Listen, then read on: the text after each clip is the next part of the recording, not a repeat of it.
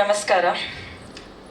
3 ವರ್ಷದಿಂದ ಆ್ಯಕ್ಚುಲಿ ನನಗೆ ಈ ಪ್ರಾಜೆಕ್ಟ್ ಬಂದಿದ್ದು ಆ್ಯಂಡ್ ರಘು ಸರ್ ನನ್ನ ಕಾಲ್ ಮಾಡಿದ್ರು. ಅದು ಮುಂಚೆ ಅಫ್ಕೋರ್ಸ್ ಥಾಮಸ್ ನನ್ನ ಕ್ಲಾಸ್ಮೇಟು, ಅವ್ರು ನನಗೆ ಹೇಳಿದರು ಇದೊಂದು ಮೂವಿ ಇದೆ, ನಾನು ನಿನ್ನ ನಂಬರ್ ಕಳಿಸ್ಬೋದಾ ಅಂತ. ಸೊ ರಘು ಸರ್ ನನಗೆ ಕಾಲ್ ಮಾಡಿದ ತಕ್ಷಣ ಮೊದಲನೇದಾಗಿ ಹೇಳಿರೋದು ಈ ಮೂವಿ ನಾಯಕ ದಿಗಂತ್ ಅವರು ಅಂತ. ಸೊ ಓಕೆ, ನಾನು ಸ್ಕೂಲಲ್ಲಿ ಇರಬೇಕಿದ್ರೆ ಅವಾಗಿಂದ ನಾನು ಗಾಳಿಪಟ ನೋಡಿರ್ಬೇಕಿದ್ರೆ ನನಗೆ ಒಂದು ದೊಡ್ಡ ಕ್ರಶ್ ಇತ್ತು ದಿಗಂತ್ ಅವ್ರ ಮೇಲೆ. ಆ್ಯಂಡ್ ಒಂದು ಹೀರೋಯಿನ್ ಆಗಿಬಿಟ್ಟು ಮೂವೀಸ್ ಮಾಡ್ತಿರ್ಬೇಕಿದ್ರೆ ನಂಗೊಂದು ಕನಸಿತ್ತು ದಿಗಂತ್ ಅವ್ರ ಜೊತೆ ಒಂದು ಮೂವಿ ಮಾಡಬೇಕು ಅಂತ, ಅಥವಾ ಮೀಟ್ ಮಾಡಿದ್ರು ಪರವಾಗಿಲ್ಲ ಅಂತ ಅನಿಸ್ತಿತ್ತು. ಅಂತ ಒಂದು ಸಂದರ್ಭದಲ್ಲಿ ಚಾರ್ಲಿ ಇನ್ನೂ ರಿಲೀಸ್ ಆಗಿರಲಿಲ್ಲ. ಚಾರ್ಲಿ ಆಗಿದ ತಕ್ಷಣ ಅಂದರೆ ಒಂದು 2 ವರ್ಷ ಶೂಟ್ ನಡೀತಾನೆ ಇತ್ತು, ಅವಾಗ ಬಂದಿರೋಂಥ ಆಫರ್ ಇದು. ಸೊ ನನಗೆ ರೆಕಗ್ನಿಷನು ಇರಲಿಲ್ಲ ಇಂಡಸ್ಟ್ರೀಲಿ, ಫಿಲ್ಮ್ ಇಂಡಸ್ಟ್ರಿಲಿನು. ಅವಾಗ ನನಗೆ ಸಿಕ್ಕಿರೋಂಥ ಅವಕಾಶ ದಿಗಂತ್ ಅವ್ರ ಜೊತೆ ಆ್ಯಕ್ಟ್ ಮಾಡಬೇಕಂತದ್ದು ನನಗೆ ಲಿಟ್ರಲಿ ಒಂದು ಕನಸು ಏನನ್ಸಾದಂಗಿತ್ತು.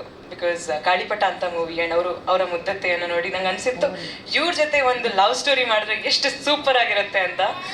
ಆದರೆ ಕತೆ ಕೇಳಿದ್ಮೇಲೆ ಗೊತ್ತಾಯಿತು ಆ ಲವರ್ ಬಾಯ್ ಜೊತೆ ಅಂತ ಆ್ಯಕ್ಟ್ ಮಾಡೋಕ್ಕೆ ಚಾನ್ಸ್ ಸಿಗಲ್ಲ, ಬಟ್ ಒಂದು ರಗಡ್ ದಿಗಂತ್ ಅವ್ರ ಜೊತೆ ಆ್ಯಕ್ಟ್ ಮಾಡೋಕ್ಕೆ ಚಾನ್ಸ್ ಸಿಗುತ್ತೆ ಅಂತ. ಸೊ ಬಟ್ ಸ್ಟಿಲ್ ದಿಗಂತ್ ಅವ್ರೆ ಅಲ್ವಾ ಅಂತ ಅನಿಸಿ ತುಂಬ ಖುಷಿಯಾಗಿ ಮೂವಿ ಕಂಪ್ಲೀಟ್ ಆಯಿತು. ಅದ್ರ ಜೊತೆಗೆ ಒಂದು ಸಾಂಗ್ ಪ್ಲೇ ಆಯಿತು, ಸಿಹಿ ಜೇನಮಳೆ ಅಂತ. Super song actually. Music super ಆಗಿ ಬಂದಿದೆ. ಅಂದರೆ ಲಿಟ್ರಲಿ ಎಲ್ಲರೂ ಕೂಡ ಎಂಜಾಯ್ ಮಾಡಿದ್ದಾರೆ. ವೀರ್ ಸಮರ್ಥ್ ಅವರು ತುಂಬ ಚೆನ್ನಾಗಿ ಮಾಡಿದ್ದಾರೆ. ಆ್ಯಂಡ್ ಅನುರಾಧ ಅವ್ರು ಕೂಡ ತುಂಬ ಚೆನ್ನಾಗಿ ಹಾಡಿದ್ದಾರೆ ಹಾಡನ್ನ. ಅದಕ್ಕೆ ಕೂಡ ನಾನು ಡ್ಯಾನ್ಸ್ ಕೂಡ ಮಾಡಿದ್ದೀನಿ. ದಿಗಂತ್ ಅವ್ರು ಕೂಡ ಡ್ಯಾನ್ಸ್ ಮಾಡ್ತೀನಿ ಅಂತ ಹೇಳಿದ್ದಾರೆ.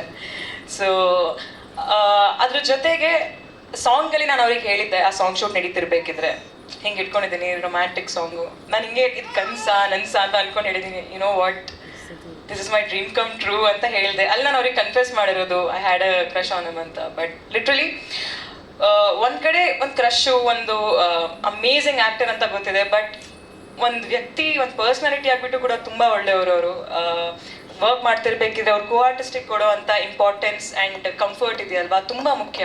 ಗಿವ್ ಆ್ಯಂಡ್ ಟೇಕ್ ಯಾವತ್ತೂ ಇರಬೇಕು ಆರ್ಟಿಸ್ಟಲ್ಲಿ ಅಂತ ಇರುತ್ತೆ. ಸೊ ನಾನು ಸುಮಾರಷ್ಟು ಕಲ್ತಿದ್ದೀನಿ ಅವ್ರ ಹತ್ರ. So yes, and please so ಅದ್ರ ಜೊತೆಗೆ ನನಗೆ ಸ್ಟೋರಿ ತುಂಬ ಅಂದರೆ ತುಂಬ ಇಷ್ಟ ಆಗಿತ್ತು. ರಘು ಸರ್ ನರೇಟ್ ಮಾಡಿರೋಂಥ ಸ್ಟೈಲು ತುಂಬ ಅಂದರೆ ತುಂಬ ಚೆನ್ನಾಗಿತ್ತು. ಅದರಲ್ಲಿ ಡೈಲಾಗ್ ನಂಗೆ ಹೇಳ್ಕೊಟ್ಟಿರೋದು, ಅದರ ಹಿಂದಿನ ದಿವಸ ನಂಗೆ ಡೈಲಾಗ್ ಕಳಿಸ್ತಾ ಇದ್ರು, ತುಂಬ ಸುಲಭ ಆಗ್ತಿತ್ತು. ಅದಕ್ಕೆ ನನಗೆ ಇಲ್ಲಿ ಇದು ಎಲ್ಲ ಹೌದು, ಬಟ್ ಜೊತೆಗೆ ಯಾವಾಗಲೂ ಶೂಟಲ್ಲಿ ನನ್ನ ಪ್ರೊಡ್ಯೂಸರ್ ಯಾವಾಗಲೂ ಇರ್ತಿದ್ರು. ಸೊ ರಘುವರ್ಧನ್ ಸರ್ ಇರ್ಬೇಕಿದ್ರೆ ಅವ್ರು ಬಂದ್ಬಿಟ್ಟು ಪಕ್ಕದಲ್ಲಿ ನಿಂತ್ಕೊಂಡು ಮಾತಾಡ್ಸೋರು ಅಂದ್ರೆ ಯಾವತ್ತೂ ಯಾರಿಗೂ ಗೊತ್ತಾಗ್ತಿರ್ಲಿಲ್ಲ ಇವ್ರು ಪ್ರೊಡ್ಯೂಸರ್ ಅಂತ. ಅಂದ್ರೆ ಅಷ್ಟು ಬೆರೀತಿದ್ರು ನಮ್ಮ ಜೊತೆ, ಅಷ್ಟು ಚೆನ್ನಾಗಿ ಮಾತಾಡ್ತಿದ್ರು. ಅವರೇ ಒಬ್ರು ಡೈರೆಕ್ಟರ್ ಆಗ್ಬಿಟ್ಟು ಒಂದು ಪ್ರೊಡ್ಯೂಸ್ ಮಾಡ್ತಿದ್ದಾರೆ ಅಂದ್ರೆ it's really great thing. Because ಅವ್ರು ಎಲ್ಲೂ ಕೂಡ ಯಾರಿಗೂ ಒಂದ್ಸತಿನೂ ಕೂಡ ಬಂದ್ಬಿಟ್ಟು ರಘು ಹೀಗೆ ಮಾಡು ಹಾಗೆ ಮಾಡು ಅಂತ ಎಲ್ಲೂ ಕೂಡ ಏನು ಹೇಳಿದ್ದಿಲ್ಲ. ಆ್ಯಂಡ್ ಹಿ ಮೇಡ್ ಶೋರ್ ನಾವು ಏನೇ ಮಾಡ್ತಿದ್ರು ಒಂದು ಕಂಫರ್ಟ್ ಝೋನ್ ಎಲ್ಲದೂ ಸರಿಯಾಗಿ ಆಗ್ತಿದ್ಯಾ ಅಂತ ನೋಡ್ತಾ ಇರ್ತಿದ್ರು. ಆ್ಯಂಡ್ ಅಫ್ಕೋರ್ಸ್ ನನ್ನ ಪೇಮೆಂಟ್ ಎಲ್ಲ ಕ್ಲಿಯರ್ ಆಗಿದೆ, ಅದಕ್ಕೆ ಸುಮ್ಮನೆ ಹೋಗಿರ್ತಾ ಇಲ್ಲ. ತುಂಬ ಒಳ್ಳೆಯವರು, ಅದಕ್ಕೆ ನಾನು ಹೇಳ್ತಾ ಇರೋದು. ತುಂಬ ಸಪೋರ್ಟಿವ್ ಆಗಿದ್ದಾರೆ ಇದುವರೆಗೂ ಕೂಡ, ತುಂಬ ಸಪೋರ್ಟಿವ್ ಆಗಿದ್ದಾರೆ. ತುಂಬ ಒಳ್ಳೆ ಪ್ರೊಡ್ಯೂಸರ್. ನಿಮ್ಮಂಥ ಪ್ರೊಡ್ಯೂಸರ್ ಇದ್ರೆ ಇನ್ನೂ ಸುಮಾರಷ್ಟು ಒಳ್ಳೆ ಮೂವೀಸ್ ಕನ್ನಡ ಇಂಡಸ್ಟ್ರಿ ಬರ್ತಾ ಇರುತ್ತೆ. ಇನ್ನೂ ಒಳ್ಳೆ ಮೂವೀಸ್ ಮಾಡಿ ಸರ್ ಅಂತ ಕೇಳ್ಪಡ್ತೀನಿ. ಅದ್ರ ಜೊತೆಗೆ ನನ್ನ ಜೊತೆ ಅಮೇಝಿಂಗ್, ಆ್ಯಕ್ಚುಲಿ ಏನು ಗೊತ್ತಾ, ಒಂದು ಹೀರೋಯಿನ್ ಆದರೆ ಬರೀ ಹೀರೋ ಜೊತೆ ಆ್ಯಕ್ಟ್ ಮಾಡೋಕ್ಕೆ ಅವಕಾಶ ಸಿಗುತ್ತೆ. ಬಟ್ ನನಗೆ ಸೂಪರ್ ಆಗಿರೋ ಕಲಾವಿದರ ಜೊತೆ ಆ್ಯಕ್ಟ್ ಮಾಡೋ ಅಂಥ ಚಾನ್ಸ್ ಸಿಕ್ತು. ಅದ್ರಲ್ಲಿ ಸಂಪತ್ ಅವರು, ಯಶ್ ಶೆಟ್ಟಿ ಅವರು, ಕಾಕ್ರೋಚ್ ಸುದ್ದಿ ಅವರು. ನಂಗೆ ಲಿಟ್ರಲಿ ಅಂದರೆ ಓಕೆ ಆ್ಯಕ್ಟರ್ ಜೊತೆ ಪರ್ಫಾರ್ಮೆನ್ಸ್ ಸಿಗುತ್ತೆ, ಬಟ್ ಈ ಸೂಪರ್ ಆ್ಯಕ್ಟರ್ಸ್ ಇರ್ತಾರಲ್ವ, ಯಾರ ಜೊತೆ ಪ್ರತಿ ಸತಿ ಒಂದು ಸೀನ್ ಮಾಡ್ತಿರ್ಬೇಕಿದ್ರೆ ಏನಾದರೂ ಒಂದು ಕಲಿಯೋಕ್ಕೆ ಸಿಗುತ್ತೆ, ಅದು ತುಂಬ ರೇರು. ಅದು ನನಗೆ ಇವ್ರ ಜೊತೆ ಸಿಕ್ತು. Raghu sir, thank you so much ನನಗೆ ಈ ಒಂದು ಅವಕಾಶ ಕೊಟ್ಟಿದ್ದಕ್ಕೆ, ಇಂಥ ಅಮೇಝಿಂಗ್ ಆ್ಯಕ್ಟರ್ಸ್ ಜೊತೆ ನಂಗೆ ಆ್ಯಕ್ಟ್ ಮಾಡೋಕ್ಕೆ ಚಾನ್ಸ್ ಕೊಟ್ಟಿದ್ದಕ್ಕೆ thank you so much. And last but not least ನಮ್ಮ ಡಿಸ್ಟ್ರಿಬ್ಯೂಟರಿಗೆ ನಾನು ಥ್ಯಾಂಕ್ಸ್ ಮಾಡೋಕ್ಕೆ ಇಷ್ಟಪಡ್ತೀನಿ. ಥ್ಯಾಂಕ್ ಯು ಸೋ ಮಚ್ ನಮ್ಮ ಈ ಮೂವಿನ ಜನರಿಗೆ ತಲುಪಿಸೋಕ್ಕೆ ಒಂದು ಮಾಧ್ಯಮ ಮಾಡಿಕೊಟ್ಟಿದ್ದಕ್ಕೆ.